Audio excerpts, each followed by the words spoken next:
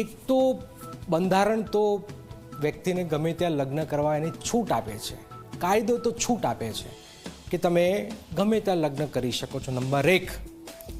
Number 2, શું એ સ્ત્રીને એટલો અધિકાર નથી કે પોતાની મનપસંદ વ્યક્તિ સાથે લગ્ન કરી શકે?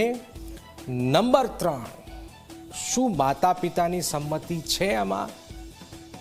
સંમતિ નથી તો સંમતિથી લગ્ન થાય એ પ્રકારની સમાજ વાત કરી છે. પછી બધા કિસ્સાઓમાં સમાજ કહેવાતો સમાજ બહાર આવે છે, પણ ગેસ માટે તો બધા જ લોકોને મુશ્કેલી પડી રહી છે. મિડલ ઇસ્ટમાં ભભકેલી યુદ્ધની જ્વાળાઓ હવે ગુજરાતના રસોડા સુધી પહોંચી છે. વડોદરા, પાટણ, કચ્છ ગેસ સિલિન્ડર માટે ચારે તરફ હાહાકાર છે. ગેસ એજન્સીઓ પર લાંબી લાઈનો છે લાંબી લાઈનો. નકારી શકાય એ સ્થિતિ છે જ નહીં. બીજી તરફ ગેસના ભાવે ગૃહિણીઓ ફરી ચૂલા પર રસોઈ બનાવવામાં મજબૂર બની રહી છે.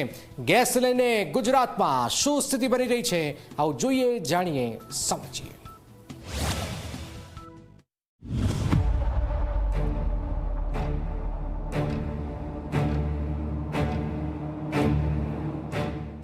આ દ્રશ્યો કોઈ મેળાના નથી, પણ એક ગેસ સિલિન્ડર મેળવવા માટેની મથામણના છે. વડોદરામાં પારાવાર મુશ્કેલી છે તો પાટણમાં પણ લોકો દોડધામ કરી રહ્યા છે, જ્યારે કચ્છમાં પણ લાંબી લાઈનો છે.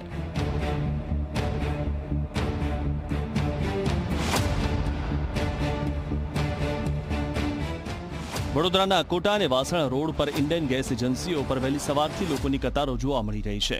લોકોનો આક્ષેપ છે કે ઓનલાઈન બુકિંગ થતું નથી અને ઓફિસ પર કોઈ જવાબ આપતો નથી. વાસણા રોડ પર તો એજન્સીઓના સંચાલકો ઓફિસ બંધ કરી ભાગી છૂટતા લોકો રઝળી પડ્યા હતા.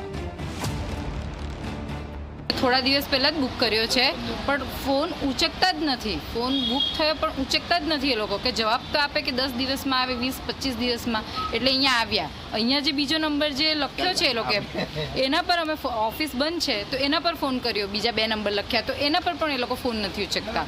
એપ્લિકેશન ચાલુ તો કરીએ છીએ પણ અંદર નંબર બી નાખીએ તો બી આવતો નહીં. રજીસ્ટ્રેશન નંબર છે, કેવાયસી કરીને તો પણ નહીં થઈ રહ્યું છે. એટલે કેટલી પ્રોબ્લેમ થઈ રહી છે આ વસ્તુ માટે. તમે એપ ડાઉનલોડ કરવા માટે કીધું છે અને આપ દેખી લેજો. હું 6 વખત નાખ્યું છે, મારા નંબર તો બી હજુ આવ્યું નહીં આના અંદર. માત્ર વડોદરા જ નહીં, પાટણની યોગીરાજ ગેસ એજન્સી પર પણ સ્થિતિ વણસી છે. મિડલ ઇસ્ટના યુદ્ધના નામે સર્વર ડાઉન હોવાનું બહાનું ધરી ગ્રાહકોને ધક્કે ચડાવવામાં આવી રહ્યા છે. અમારે ગેસ ઘેર બાટલો થઈ રહ્યો હોય કે ભાઈ કાયમ ભોગા પાડે કે બાટલો તો કરવું શું? નથી ઓનલાઈન નોંધાતું કે નથી અહીંયા સર્વર આવતું એવું કહે છે. બરોબર, રોજ અમારા ભાડા સાંજે આવવાનું ને સવારે આવવાનું, રોજ 2 ટાઈમ ભાડા લાભ ક્યાંથી અમારે? એવું નથી કે મિડલ ઇસ્ટના યુદ્ધના કારણે માત્ર લોકોના રસોડાને અસર પહોંચી છે. યુદ્ધની આગ હવે ભોજનાલય સુધી પહોંચી ગઈ છે. અમદાવાદના મણિનગરમાં સ્વામિનારાયણ મંદિર સંચાલિત ભોજનાલયને ગેસની અછતના કારણે તાળા મારવા પડ્યા. જે ભોજનાલયમાં હજારો જરૂરિયાતમંદો અને સિનિયર સિટીઝન્સ જમતા હતા, ત્યાં આજે સન્નાટો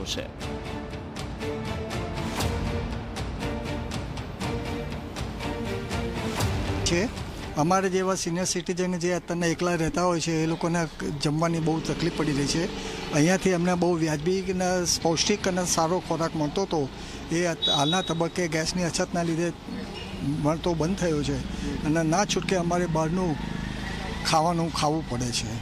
તંત્રના દાવા અને જનતાની લાચારી વચ્ચે આજે મોટો સવાલ એ ઊભો થયો છે કે જો સ્ટોક પૂરતો છે તો આ કિલોમીટર લાંબી લાઈનો કેમ? અને જો અછત છે તો સરકાર કોઈ ઠોસ પગલાં કેમ નથી લેતી? મિડલ ઇસ્ટના યુદ્ધનો અંત ક્યારે આવશે તે તો રામ જાણે, પણ જો ગુજરાતમાં ગેસનું વિતરણ વહેલી તકે રાબેતા મુજબ નહીં થાય તો જનતાનો આ આક્રોશ કોઈ પણ સમયે વિસ્ફોટક બની શકે છે. Bureau report, Zee media.